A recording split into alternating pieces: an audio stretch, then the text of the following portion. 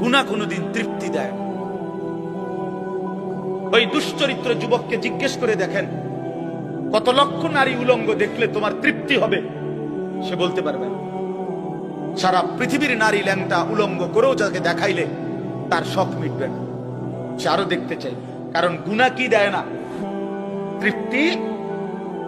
কিন্তু এক নারী হালাল স্ত্রী এক পুরুষের 60 বছর পার হয়ে যায়, এক পুরুষের 70 বছর পার হয়ে যায় একজন পবিত্র স্ত্রী দিয়ে। কারণ হালাল যে। এক গ্লাস পানিতে তৃপ্তি হয়ে যায় তৃষ্ণার্ত, এক সাগর মদ পান করলেও এই মদখোর, নেশাখোর, গাঞ্জাখোর, ফুট্টাখোর, বাবাখোর, এই ডাইলখোর, হারামখোরের তৃপ্তি হয়। এক সাগর মদও যদি খায় এই হারামখোরের কোনো তৃপ্তি নেই। কারণ গুনাহ কি দেয় না? তৃপ্তি। এটা একটা গুরুত্বপূর্ণ মূলনীতি, মনে রাখবে। লোনা জলে তৃষ্ণা মেটে না, কি কইছি কম। ঠিক গুনায় কি আসে না? তৃপ্তি আসে। তৃপ্তি আসে না। কোন নাফরমান, সুদখোর, এই কিস্তিখোর, হারামখোর, এগুলো একটাও সুখে না। দুনিয়া তারে রাক্ষসের মতো কামড়াইয়া খায়, তার সারাক্ষণ শুধু অস্থিরতাই থেকে যায়, থেকে যায়। দুনিয়া দুনিয়া আল্লাহ বলে নাফরমানের পেট ভরবে না, মুখ ভরবে না। তার মুখ ভরবে না ইল্লা তুরাব, কবরের মাটি মারা পর্যন্ত, কবরের মাটি ফেলা পর্যন্ত তার মুখ ভরবে না। রাসূলুল্লাহ সাল্লাল্লাহু আলাইহি ওয়াসাল্লাম বলেছেন, গুনাহ তৃপ্তি দেয় না, হারাম তৃপ্তি দেয় না। প্রিয় বন্ধু আমার, নওজোয়ান সাথী আমার, এক ভাইও যদি বুঝে থাকো ভাইয়া, তো আমি তুমি একজনের জন্যই মনে করো বললাম। গুনাহ তৃপ্তি দেয়। সারা রাত অশ্লীল উলঙ্গ ছবি, মোবাইলের এই নাচ গান, এটা কশ্চিন কালেও সুখ দিবেন। বেপর্দা নারী একটাও সুখে নাই। দেখেন বেডিরে জিগান যে আপনি যে সাজলেন, বাইর হইলেন, কতজন বেডই দেখলে আপনি তৃপ্তি হবে? আপনি একটা হিসাব দেন, সে বলতে পারবে না। এজন্য বেহায়া নারী তৃপ্তি পায় না, স্বস্তি পায়। কোন গুনাহ আমি করি আর আপনি করেন,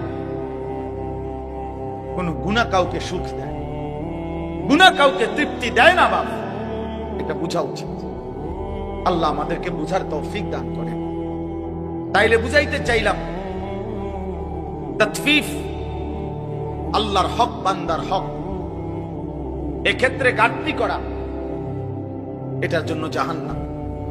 তাহলে নামাজের কথা বলতে গিয়ে বললাম, নামাজ যে পড়ে তার কথা বলছিলাম। বেনামাজি হিসাবে নাই, ওই ফালতুরে কোনো গণাতে ধরে না কেউ।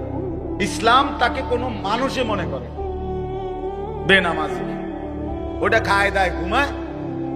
কুলু ওয়া তামাত্তাউ কালিলান ইন্নাকুম মুজরিমুন।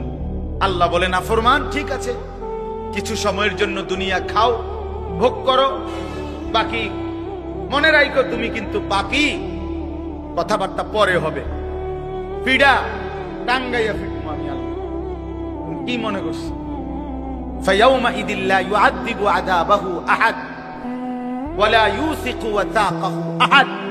কোরআন শরীফে আছে নাফরমান, আল্লাহ বলে নাফরমান মনে রাখিস, হাসরের ময়দানে আমি তোকে যেই আযাব দেব, এমন শাস্তি তোরে জীবনে কেউ দেয় নাই। এই আয়াতের অর্থ আপনি দেখে নিন। ওয়ালা ইউসিকু ওয়াতাকাহু আহাদ। আল্লাহ বলছে নাফরমান তোকে এমন বাধা বাঁধবে, আমার ফেরেশতারা এমন শক্ত বাধা, বেঈমান, তোরে দুনিয়ার জীবনে কেউ বাঁধে নাই। তুই আমার কি ভাবছো বান্দা? তুমি আমারে মনে করছো রহমান, রহিম, গফফার, গফুর, এগুলোই শুধু শুনছো না? আমি যে জব্বার, আমি যে কাহ্হার, আমি যে আজিজ, আমি যে যুনতিকাম, এগুলো শুনো নাই? আমার যে আরো নাম আছে এটি শুনো নাই? আমি যে কঠিন শাস্তিদাতা, আমি যে চূড়ান্ত প্রতিশোধ গ্রহণকারী, আমি যে খুব দ্রুত হিসাবকারী, এগুলো শোনো নাই? আমি যে প্রবল প্রতাপান্বিত, এটা শোনো নাই? এটা জরুরি, এটা বোঝা জরুরি। মহান আল্লাহ পাক রব্বুল আলামিনের কথা, বান্দা তুমি ভুল কইরো না। দুনিয়া খাও, আমি বাধা দেব না। দুনিয়া আমি নাফরমান পাপী, আমি চতুষ্পদ জন্তু জানোয়ারকেও দুনিয়া খাইতে দেই। ভাইয়া একটু দূরে আগায় বসেন, অল্প একটু, একটু আগায় বসেন, একটু। ওই ছেলেরা বসুক, অল্প একটু কষ্ট করছেন আপনারা এতক্ষণ, এখন হেরা আইছে। আলহামদুলিল্লাহ, আল্লাহ সবাই কবুল করে। বা আসেন, সবাই আগায় আসেন। তাকাইবেন না, আপনি আগাইলে ওই আপনি কীর্তেন পিছন মনে করেন কেউ বসছেন, আপনার কইছি আর কি। আপনি আসেন, আগায় আসেন। মাশাআল্লাহ। তাইলে বাপ, এখানে উদ্দেশ্য হইল আমার বলা, নামাজ যে আদায় করে এই ব্যক্তি তাতফিফ যদি করে, তো আল্লাহর হকের মধ্যে যদি কমতি করে, তার জন্য জাহান্নাম। তার মানে কি? তার মানে হলো তাফসিরে স্পষ্ট আছে, নামাজের মধ্যে যা কিছু করতে হয়, নামাজের তিলাওয়াত, নামাজের তাসবিহাত, নামাজের রুকু, নামাজের সেজদা, নামাজের তাশাহুদ, এগুলোর মধ্যে যে কমতি করে, ঘাটতি, তার সেও মুতাফফিফ, তার জন্য জাহান্নাম। বুঝছেন নি আমার কথাটা? রুকু দেয় দিয়া একটু মাথা আলগি দিয়ে নিচের দিকে জায়গা, এমন ভদ্রলোক দেখছেন কোনদিন? আমি দেখছি। সেজদা দেয় একটা দিয়া মাথাটা একটু আলগি দিয়ে আরেকটা মারে, দুইটা সেজদা। আল্লাহকে বাটফারি করেন, সিটারি। কি ধরনের সেজদা দিলেন? মস্কারি করেন? হ্যাঁ, 4 রাকাত সুন্নত করে ফেলছে, মনে 1 মিনিটও লাগছে। কি মেশিন লাগাইলেন? কি মেশিন এটা? জাপানি মেশিন, চায়না তো সম্ভব না এত তাড়াতাড়ি করা। কি মেশিন লাগাইল বলেন? আশ্চর্য। 100 দানার তাসবিহ 1 মিনিটে শেষ, উড়ে এলো মেশিন। সুবহানাল্লাহ, আলহামদুলিল্লাহ, আল্লাহু আকবার। কি ফাজলামি এগুলো? এটা মস্কারি না, এটা তামাশা না। রাসূলুল্লাহ সাল্লাল্লাহু আলাইহি ওয়াসাল্লাম এভাবে তাসবিহ পড়তেন। আম্মা জান আয়েশা রাদিয়াল্লাহু তাআলা আনহা বলেন, রাত গভীরে নবী সাল্লাল্লাহু আলাইহি ওয়াসাল্লাম এত লম্বা সেজদা দিতেন, মাঝে মাঝে আমি ভাবতাম নবী সাল্লাল্লাহু আলাইহি ওয়াসাল্লামের ইন্তেকাল হলো কিনা সেজদা অবস্থায়। এজন্য পায়ের পিছনে আঙ্গুলের মধ্যে আমি আঙ্গুল লাগাইয়া স্পর্শ করতাম তিনি জীবিত আছেন কিনা। আপনি এত লম্বা সেজদা না দেন, কিন্তু সুন্নাত মোতাবেক যতটুকু সেজদা এটুকু দিবেন না। 2 সেজদার মাঝখানে সোজা হইয়া বসা, এটা তো ওয়াজিব। রুকু থেকে সোজা হয়ে দাঁড়ানো, এটা তো ওয়াজিব, এটা ছেড়ে দিলেন। আর তাসবিহ এবং নামাজ এত দ্রুত কেমনে শেষ করলেন? আল্লাহর নবী সাল্লাল্লাহু আলাইহি সাল্লামের হাদিস আমি নিজে পড়াইছি। বাপ, নবী সাল্লাল্লাহু আলাইহি সাল্লাম বলছে, তিলকা সালাতুল মুনাফিক, তিলকা সালাতুল মুনাফিক, তিলকা সালাতুল মুনাফিক। 3 বার বলছে একটা কথা। ওই নামাজ মুনাফিকের নামাজ, ওই নামাজ মুনাফিকের নামাজ, ওই নামাজ মুনাফিকের নামাজ। কামা ফানাক্কারা আরবাআন লা ইয়াযকুরুনাল্লাহা ইল্লা কালিলা। নবীজি বলেন, যে দাঁড়াইলো আর 4 রাকাত নামাজ যেন 4টা ঠোকর মারলো, ঠিক মতো আল্লাহর জিকির তাসবিহ গুলো আদায় করলো না, এটা মুনাফিকের নামাজ। মুনাফিকের নামাজ, ইমানদারের নামাজ। কোরআন শরীফে আল্লাহ তাআলা স্পষ্ট, কোরআন শরীফে আছে মুনাফিকের প্রথম চিহ্ন। মুনাফিকের হাদিসেও চিহ্ন আছে, কোরআনেও আছে। আল্লাহ তাআলা বলছে মুনাফিকের 1 নাম্বার চিহ্ন কি? কোরআনে বলছে, ওয়া ইযা কামু ইলাস সালাতি কামু কুসালা। মুনাফিক কাকে বলে? আল্লাহ কোরআনে বলছে, তারা যারা নামাজ আদায় করে অলস ভাবে, নামাজ পড়ে না এটা না, আগেই বলছি যে নামাজ পড়ে না তারে কোনো কি নাই, তে কিচ্ছুই না, তে ফায়জামাও না, ফ্যানও না, হাফ প্যান্টও না, ফুল প্যান্টও না, এটা প্লাস্টিক, এটা বাদ, আগেই বাদ, তারে নিয়ে কোনো কথা নাই, তার কোনো তুলনা নাই। হ্যাঁ, বেনামাজির কোনো তুলনা নাই, এটা জানেন? মানে এই কথাটা বুঝছেননি, এটার অর্থ কি? বেনামাজির কোনো তুলনা নাই মানে কি? মানে বেনামাজিকে কোনো জানোয়ারের সাথেও তুলনা দিলে ওই জানোয়ারকে অপমান করা। হ্যাঁ, এই জন্য আল্লাহ বলে দিছে বালহুম আদাল, বরং সে জানোয়ারের চাইতো নিকৃষ্ট। এই জন্য বেনামাজির কোনো তুলনা নাই। তারে ছাগল বললে ছাগল প্রতিবাদ করবে। মহান আল্লাহ কি কি কারণে আমার সাথে তারে তুলনা দিল কি লেগে? যদি এমন হইতো আমারও সেজদার যোগ্যতা দিছেন, তারেও দিছেন, কিন্তু আমিও দেই না, সেও দেয় না, তাইলে না মিলত? কথা বোঝেন নাই? এ প্রতিবাদ করবে। কুকুর বললে কুকুরে প্রতিবাদ করবে। কুকুর বলবে মহান আল্লাহ, পরারে বলেন আমার লোকে তুলনা দিল কেন এই নাফরমান রে? আমারে আপনি তো সেজদার যোগ্যতাই দেন নাই, তাকে তো দিছেন। কথাটা উড়ে দিয়েন না নিজেরে। বাদ দুগা খাইতে আনলে, মোবাইল টিপতে আনলে, কয়টা টাকা কামাই করলে আর কদ্দুর বইয়ের টেলিভিশন চাইতে আনলে চালাক মনে করেন না। ভাত খাওয়া কোনো অবাক কিছু না। পৃথিবী ভোগ করা এটা কোনো আশ্চর্য, খুব মারাত্মক কিছু না। দুনিয়া জানোয়ার, জঙ্গলের হাইওয়ান জানোয়ার দুনিয়া আমাদের চাইতে বেশি ভোগ করে। একটা হাতি, প্রাণীবিদ্যা গবেষকদের কথা হলো একটি হাতি একদিনে 250 কেজি খাবার খায়, 90 লিটার পানি পান করে। আপনি কি ভোগ করছেন দুনিয়া? একটি তিমি এক লোকমায় 200 জন সামর্থ্যবান মানুষের সমপরিমাণ খাবার খায়। আপনি কি দুনিয়া ভোগ করছেন বেশি? কিতা? দুন্দুল, করলা, লাল শাক, কিরা, টমাটো, ফার্মের মুরগা, কক মুরগা, ফাঙ্গাস, তেলাপিয়া, দৈন্যতা, কাঁচামচ, এই তান্নি খাইয়া এই মাত ধরি। আপনি জঙ্গলের একটা বাঘকে বলেন না, সিংহকে বলেন দোস্ত আজকে একেবারে বেশি ঝামেলা গেছে, আজকের বেলাটা শুধু তুমি ফাঙ্গাস দিয়া, এই বেলাটা শুধু চালাইয়া নাও, রাইতে আবার গোস্ত দিব, আজকে একটু ঝামেলা। আপনি বলেন না সিংহ একটা টানা চটকনা দিব বেটা, আমরা বংশে জীবনে কেউ ফাঙ্গাস খাইনি। আমরা তো প্রতিদিন গোস্ত ছাড়া কিছু লোকমা দেই না বেটা, খায় অন্য কিছু। তাইলে যে জানোয়ার পৃথিবী আমাদের চাইতে বেশি ভোগ করে, সেই সামান্য দুনিয়া ভোগ করে আল্লাহকে কেমনে ভুলে গেলেন? আখিরাতকে কেমনে ভুলে গেলেন?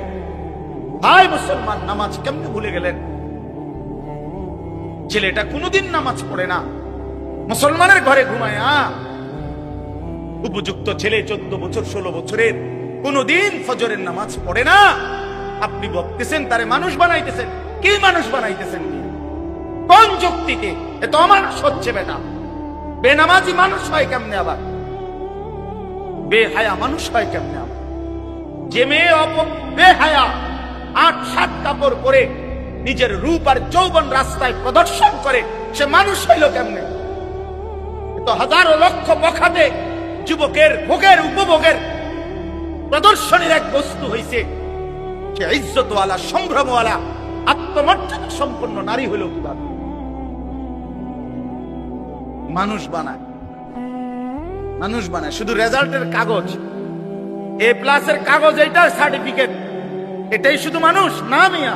আখলাককে মানুষ বলে, মানুষ সার্টিফিকেটকে বলে না, মানুষ আখলাককে বলে। আখলাক জিন্দিগির নাম মানুষ, জীবনের নাম মানুষ, আখলাকের নাম মানুষ, চরিত্রের নাম মানুষ, হায়া লজ্জার নাম মানুষ, ইনসানিয়তের নাম মানুষ, আল্লাহকে চিনার নাম মানুষ, মালিকের গোলামি করার নাম মানুষ। এজন্য দোস্ত আমার, বন্ধু আমার, বলতেছিলাম নামাজের মধ্যে আদায়ের মধ্যেও যারা গাফলতি করে, তাদের জন্য জাহান্নাম। তাইলে রুকু, সেজদা, সূরা, কেরাত, দোয়া, কালাম এই সমস্ত ক্ষেত্রে অবশ্যই অবশ্যই খেয়াল রাখতে হবে, ঠিক করতে হবে। আপনার সূরা কেরাত আজীবন অশুদ্ধ, আমনে নামাজ পড়েন, মানসে না কয় আমনে নামাজ পড়েন, আমনে না বলেন আমনে নামাজ পড়েন, আখিরাতের দৃষ্টিতে তো এই নামাজ হয় না। বুঝেন নাই আমার কথা? হবে না তো নামাজ। আপনি স্কুলে পড়ছেন দেখে আপনার অশুদ্ধ কোরআন, জি না, এটা এমন কোনো মূলনীতি নাই যে হুজুর আমি স্কুলে, আমরা জেনারেল শিক্ষিত, অতএব আমাদের সূরা কেরাত অশুদ্ধ হলেও চলবে। এই ফয়সালা কোথায়? এই রেজুলেশন হয়েছে কোন জায়গা? জাতিসংঘে। তাহলে এই সিদ্ধান্ত দিল কে? কোন ব্যক্তি জেনারেল শিক্ষিত হলে অথবা ছোটবেলায় পড়ালেখা করে নাই, মূর্খ মানুষ, তা আপনি কি মূর্খ?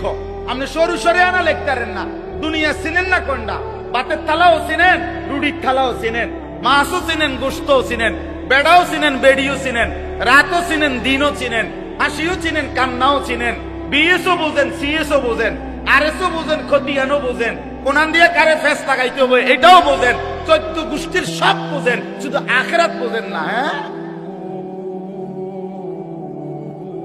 কি বুঝাইতে চান আপনি? আখিরাত বোঝেন না, আপনি নামাজ বোঝেন না, আপনি আল্লাহর কোরআন বোঝেন না। কেন বুঝলেন না? আপনি বোঝেন না কোনটা? বাপ হাত জোর করে অনুরোধ, দিন শিখতেই হবে আপনাকে। সবাই নিয়ম মাফিক মাদ্রাসার সবগুলো ক্লাস পড়া জরুরি না, কথা বোঝেন নাই, কিন্তু চলনসই আখিরাতে মুক্তি পাবেন এতটুকু দিন শিখা, এতটুকু সূরা কেরাত, দোয়া, কালাম, ওযু, নামাজ, হজ, যাকাত ঠিক করা, এটা জরুরি।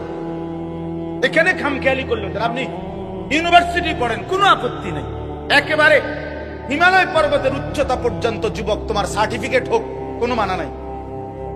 তোমার সার্টিফিকেট পৃথিবীর সবচেয়ে বড় সার্টিফিকেট হোক, কোনো মানা নাই। আল্লাহর কোরআন পড়তে পারো না কেন? 16 বছরে মুসলমান সন্তান কিংবা বাপ, কারো মনে পড়লো না আল্লাহর কোরআনের কথা? কি নাফরমান ওই বাপ, কি নাফরমান ওই সন্তান, যে বাপেরও কোনোদিন মনে পড়লো না আমি সন্তান, আমার মুসলমান, 16টা বছর আমি এই সন্তানের পিছনে কত লক্ষ কোটি টাকা খরচ করলাম, অথচ আমার সন্তান আল্লাহর কোরআন পড়তে পারে না। এই সন্তানও বলল না একটাবার আমারে আপনি কি পড়াইলেন বাপ, আমি কেন আমার মালিকের কালাম পড়তে পারি না? বলেন বলেন, আমার ইনসাফ করে জবাব দেন, বিবেককে প্রশ্ন করেন। এই মাদ্রাসাগুলো চারদিকে হচ্ছে, আপনারা ভাইবেন না। আপনাদের এক সহজ হিসাব, আপনি বলবেন শুধু এত মাদ্রাসা হচ্ছে কেন? আপনি বলতে পারবেন শুধু এত মাদ্রাসার কি দরকার? আপনার দরকার না থাকুক, আর আজিমের মালিকের দরকার, আসমানওয়ালার দরকার দেখে বানাইছে। যিনি তৌফিক দিছে তিনি বুঝাই তৌফিক দিছে। অতএব এটা জরুরি বিষয়, আগামীর দিন, আগামীর ইসলামের জন্য, আগামীর পৃথিবীর জন্য ইনশাআল্লাহ আমরাও আশাবাদী। মুসলমানের মহল্লাকে মহল্লায় এই পরিমাণ মাদ্রাসা আলহামদুলিল্লাহ হইছে যে এই সময়ে বাপ আমার হাত জোর করা অনুরোধ, হাতের নাগালে মাদ্রাসা, হাতের নাগালে কোরআন শিখার সহজ ব্যবস্থা। এই অবস্থায় যদি কোরআন অশুদ্ধ নিয়ে কবরে যান, আল্লাহর কসম আপনি আগের আমলের মানুষের চাইতে ফিডা বেশি খাবেন। আমার কথাটা আগে 10 গ্রাম মিল্লা হয়তো 100 মাইল দূরে মাদ্রাসা ছিল, সবাই হয়তো বলতে পারে আমার সুযোগ ছিল না, যাইতারি নাই। এখন কি কইবেন? এখন কি বলবেন? এই রাস্তার থেকে ওই মাসা পর্যন্ত কয়টা মাদ্রাসা, রাস্তার দোনো পাশে, এখন আপনি কি বলবেন? এখন কোন যুক্তিতে এই 10 হাত পর্যন্ত গিয়েও 10টা সূরা ঠিক করতে পারলেন না? বলেন ভাই, কোন জবাব দিতে পারবে? আমরা বলি না স্কুল ছেড়ে দাও, বলি না কলেজ ছেড়ে দাও, একটু সময় বাইর করো, শুক্রবারে একটু সময় দাও, শনিবারে একটু সময় দাও, একটু সময় হোক না। আল্লাহর কোরআন সহজ, আল্লাহর কোরআন সহজ। আপনার ছেলেটাকে কোরআন থেকে কেন বঞ্চিত করলেন? আল্লাহ থেকে বঞ্চিত করে তারে সুখ দিবেন কেমনে? রাসূল থেকে বঞ্চিত করে তারে সুখ দিবেন কেমনে? এই বাপ, কার হাতে তুলে দিয়ে গেলেন তারে? কার হাতে? আপনি তো কবরে চলে যাবেন, আগামী সন্তানটাকে তার হাতে দিয়ে গেলেন। আগামীর পৃথিবী ঈমান আর কুফরের পৃথিবী। মনে রাখে, এই বাংলাদেশের শুধু 2-4টা দল নিয়ে হিসাব করলে হবে না। গ্লোবালাইজেশন এখন পৃথিবী, এই গ্রাম যেমন পৃথিবীর শেষ মাথা তেমন, একরকম হিসাব। এটার এই বিশ্বায়ন বলে, গ্লোবালাইজেশন বলে। অর্থাৎ সারা পৃথিবী এখন বিশ্বগ্রাম। গ্লোবালাইজেশন মানে কি? বিশ্বগ্রাম মানে সারা পৃথিবী এক গ্রাম, সারা পৃথিবী ফরিদপুর। তার মানে এখানে বসেই এখন সারা পৃথিবী একসাথে